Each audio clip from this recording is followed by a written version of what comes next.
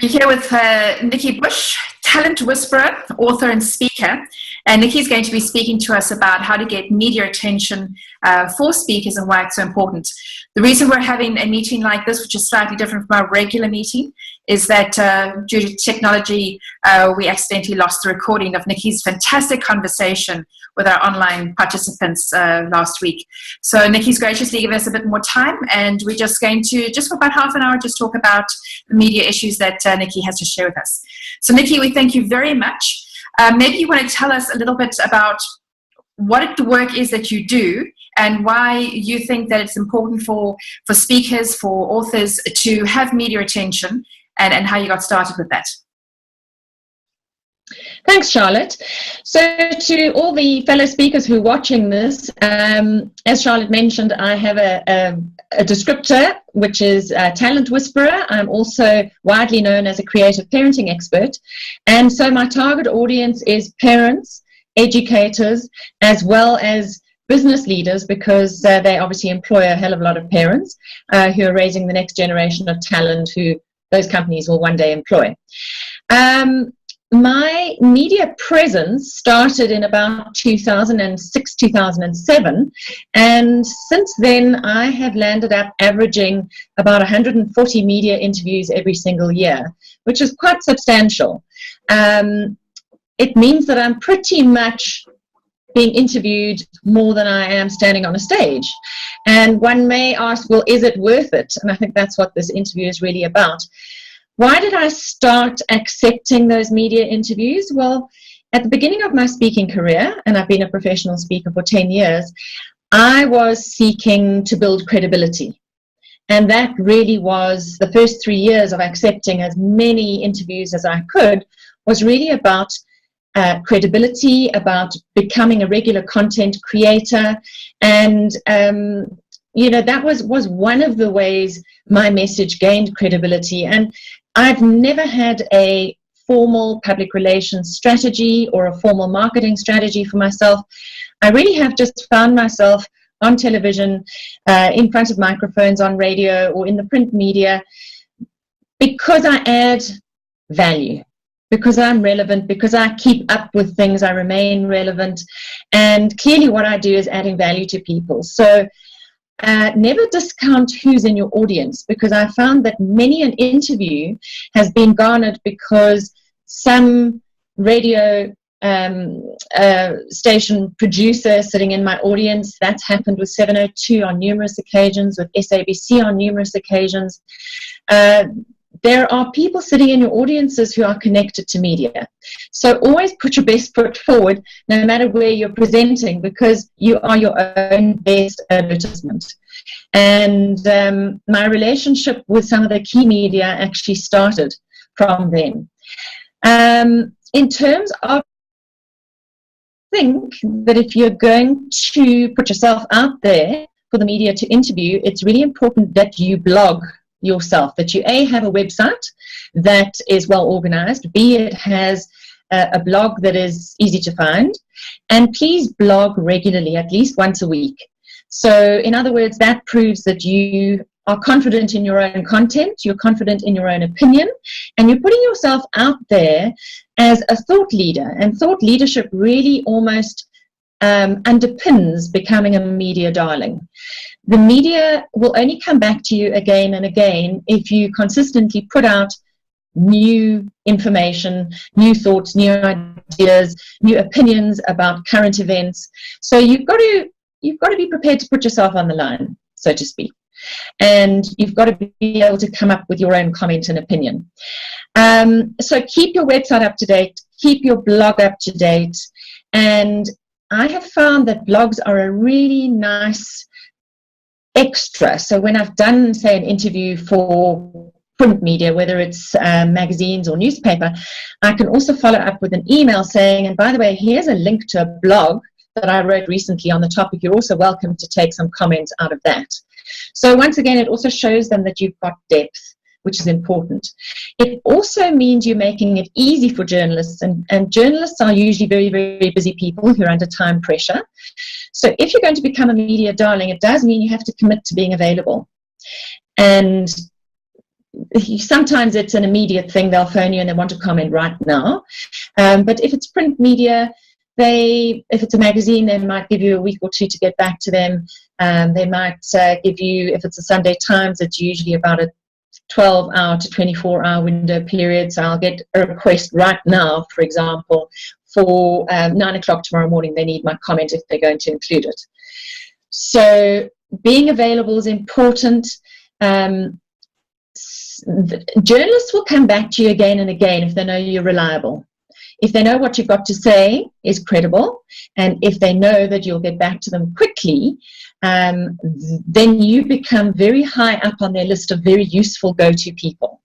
And I think that's the word. And Douglas Kruger talks about being a go-to person. What are you the go-to person for? So do you know what your niche is? And are you feeding and growing that niche?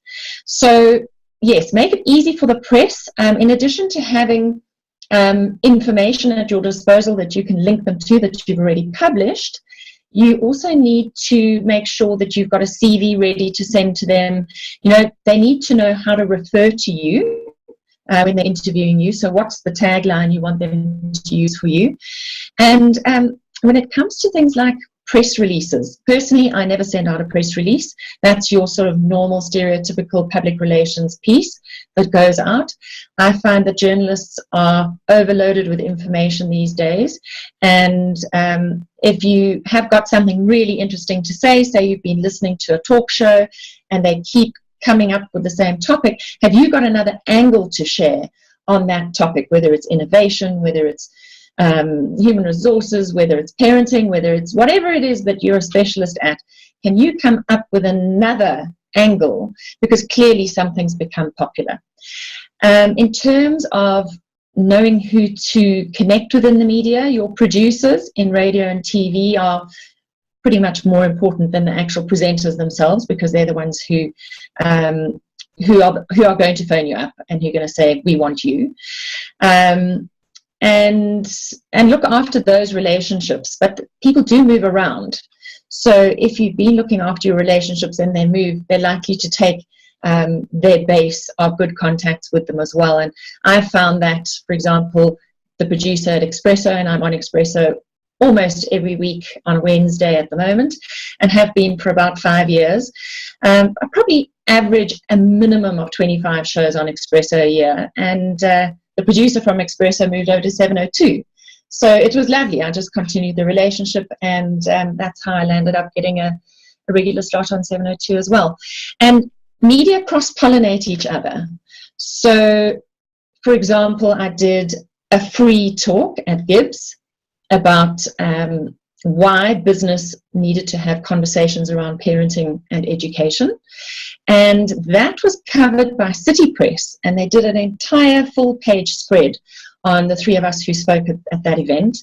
That was picked up by Ridi Klabi on 702, she and her producers, and unbeknown to me at the time, that producer was the ex-Expresso producer, so she was already on my side, wanted to interview me, and the interview went really well. Halfway through, after 20 minutes, I was asked if I had another 20 minutes. So I said, no, absolutely, because you have to know that programs like 702, Carte Blanche, and the Sunday Times are three of the most important media you can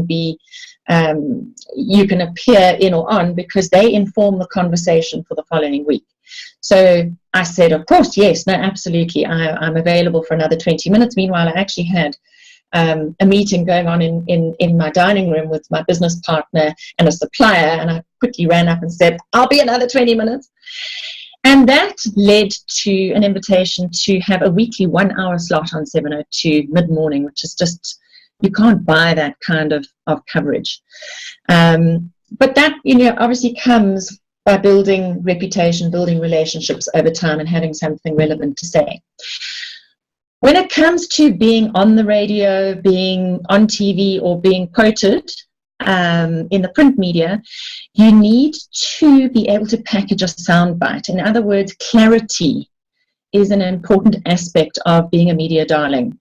When you're interviewed on radio, for the most part, you've got 4 minutes. When you're on the morning TV shows, you've got about 4 minutes, maybe 6 tops.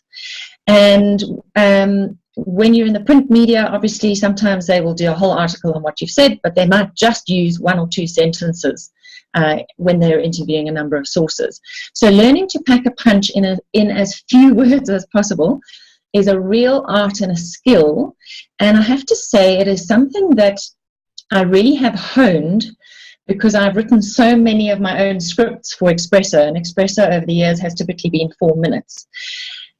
Whatever written material I have, I've learned how to convert into useful scripts for radio and TV. So I can multi-purpose one piece of content. And I generally put out, on average, 4 articles I write for schools every month. I write my own monthly newsletter once a month, and I do 1 or 2 other pieces for other media. So I'm writing between 5 and 7 articles a month. So the more you write, the sharper you get in terms of packaging sound bites in concise ways. So it's important to be able to, in 4 minutes, and here's a little formula, be able to come up with an introduction which is maybe a little bit controversial, or mention some statistic or a trend for your industry. Follow that then with a few reasons why this is the case, and then follow that with a couple of solutions. And there you have instantly about 4 minutes, and if you had more time, you could expand on all of those things. But to be able to just bullet point a few things that you'd like to get across, and what's the most important message you'd like to get across during the interview that you're about to have. Somewhere in that interview, you want to weave that in, but you need to know what it is before you even begin. And then always keep in mind that at some point in an interview, you're likely to be asked, so where can we send our listeners for more information? Where can they buy your book? And have that information on hand. Which website, which URL, or if you want them on Facebook or whatever, be prepared with the answer for that. You also might have a specific call to action. Maybe you've launched a new book. Maybe you've got a free downloadable ebook on your website, and if people land on your website and click on that, they're giving you their email address. And actually, that's the goal that you want. We are in the media, especially electronic media, you need to, radio and TV, you need to be mindful of time. So if it's a 4-minute interview, there's usually a signal that the presenter will give you. They might just flick a finger up, or they usually do it down here somewhere you can't see me, but it will be out of camera view. But they will find a way to kind of indicate that you need to start wrapping up. On radio, it's a lot easier. And while we're talking of radio, if it's a talk show where people are going to phone in, I find it's, for me, much easier to have a pen and paper handy, so that if somebody calls in, I jot down their name, so that when I respond with their name, which shows you were listening and you were really paying attention. When you're on radio, you can take crib notes in if you want to. When you're on TV, you can't. You are sitting with a presenter who's got an auto cue in front of them, telling them exactly what to say. And you're sitting there, just you yourself and your expertise. So you are literally thinking on your feet. And if you're asked something and you're not quite sure how to handle it, you have to find a way of giving your brain a bit of time to come up with the answer. So you might find a way of repeating the question in a different way to allow your brain to take a breath to come up with that solution. And if you don't have the answer, if you really don't know what the answer is, it's better to be upfront and to say, I don't have that statistic available right now, but you know what? I will post it up on my blog within half an hour of this interview, or provide some kind of a solution, or distract them from what you don't know, and maybe come up with something like, well, I don't have that answer, but what I do know is, and give them some other solution or some other statistic. So it actually is quite easy to get an interview going off in another direction if you needed to, as long as you are quite confident. You can actually do that. Charlotte, what else did I cover the other day that we've forgotten to talk about? Nikki, I think that's really in depth at the moment. I think there's a nice distinction which we don't always think about. We just think about media, but we have television, radio, and newspaper, also magazines, also other people's websites. What do you think is the easiest for a person to start with if they haven't intentionally got any media attention in the past? How do they start? Well, one of the easiest is to use your own knock and drop. That's your local printed newspaper. If you're prepared to just take a few minutes to take a photograph, say you've achieved something, or you've been the guest speaker at some event and there's you with some other famous person who was there, that always helps. To put some kind of extended caption to a photograph saying,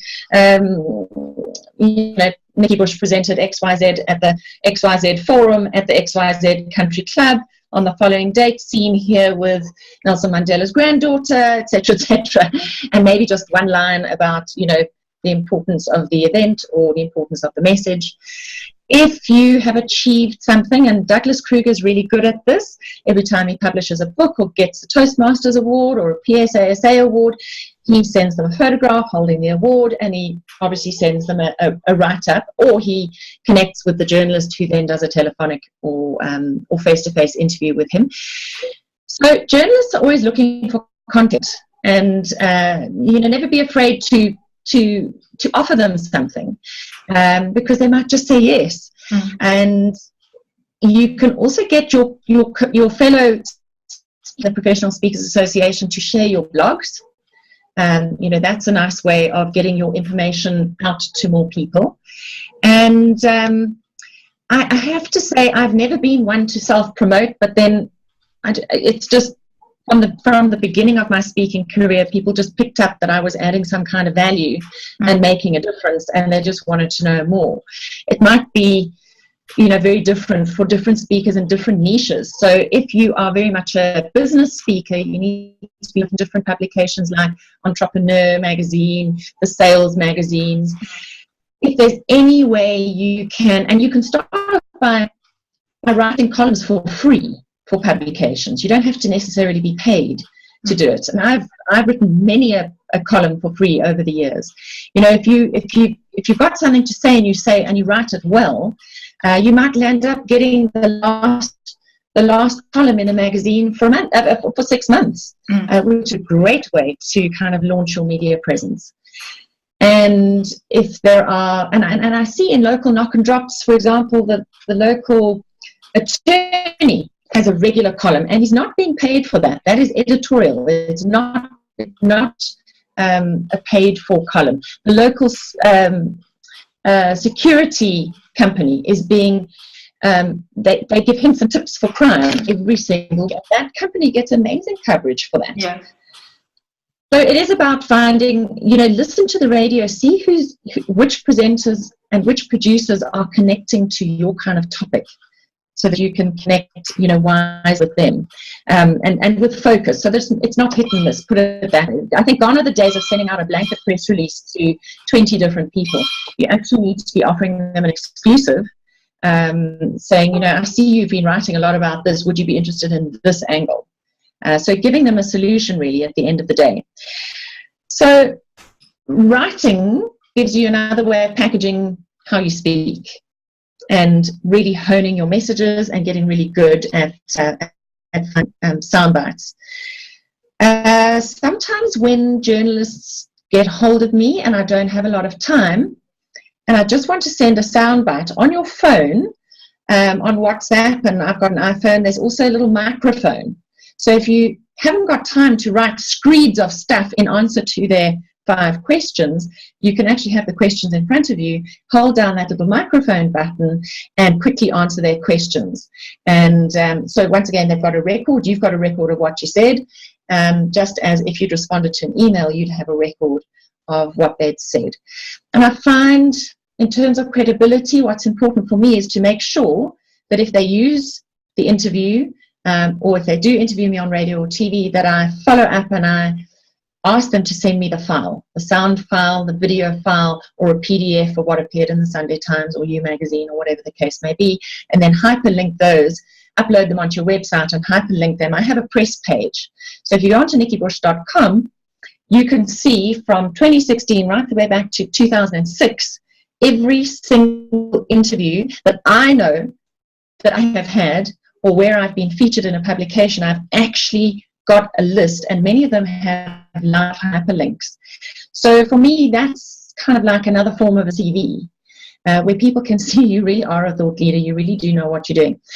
Another reason why do I do these things, I have found that I have managed to get speaking gigs through the interviews. I got a banking client not long ago because they wanted me to talk about parents and money and children.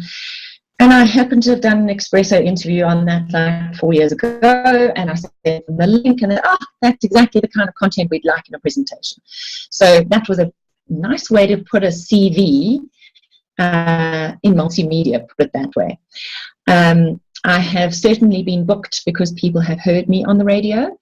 I have managed to be spotted enough times for Nikki Bush TV to become a reality. That needs sponsorship, but I was given 15 shows that were sponsored just up front by the producer because he just loved the work I was doing. So that sits there as a platform for potential sponsorship and income down the line. What else have I done? Don't be afraid of being quoted and published by little known media. So for example, all those school newsletters that I've put out over the years, they have led to, for example, a regular column in, oh goodness, I've lost the title of it, the local newspaper in, why have I gone blank? Local newspaper in the kind of Richards Bay area. And they have run my articles on the women's page every single month for 2 years. So there is a Nikki Bush on parenting, and they use all old articles of mine.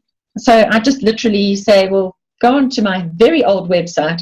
There's loads of content. Pick and choose whatever you like, because there's lots of classical stuff that I actually write about.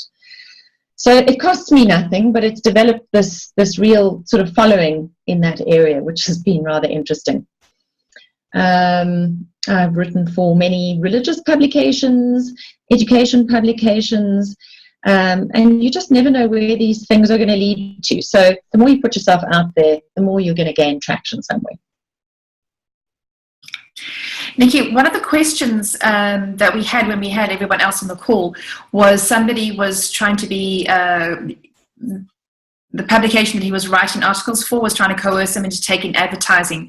So you almost have a range of where somebody has to pay in order to appear in print, or they can appear in print for free, it's just the exposure, or they actually get paid to produce something. Can you speak about that? What should be our approach in the beginning? So if I recall, the speaker in question himself has a very high profile. Yes. In business circles, and I think he had formed the Durban Entrepreneurs Club, which actually is very worthy of coverage. But they're trying to get him to pay because obviously he has a company that's doing really well and it's publicly known. And in that situation, yeah, you know, if you're creating enough newsworthy stuff, you shouldn't have to pay. But in some instances, people will pay once just to get a foot in the door, and thereafter it must just run. You know, we can't make the media do anything. The only way you can make the media do something is if you pay for advertising, which gives you the page opposite for editorial. That's the only way you can make them do anything for you, and that's a predetermined package that they're offering, and they probably have a percentage of content that they sell like that, and they have a percentage of content where they don't sell advertising to go with it. So I would hope to be on the editorial, not on the advertorial side of things. Advertorial is where you pay to have it. Yeah. Yeah, great. All right, so a brief summary of what you suggested here is that we need to start with our own website. with blog content and any media content, recordings, sound files and video files, so that we can give evidence of the work that we've done and what we've spoken about. But also that writing process allows us to develop our thoughts so that we're able to pull them out at any time in an interview, and also to clarify those sound bites that are so important, whether they are audio sound bites or written sound bites. We are then also showcasing our work, either in a showcase of a free speaking engagement or showcasing in terms of the work that we're writing. And that kind of develops. So we can take a few steps to get some experience with the local knock and drops, the local papers, and then try and develop from there.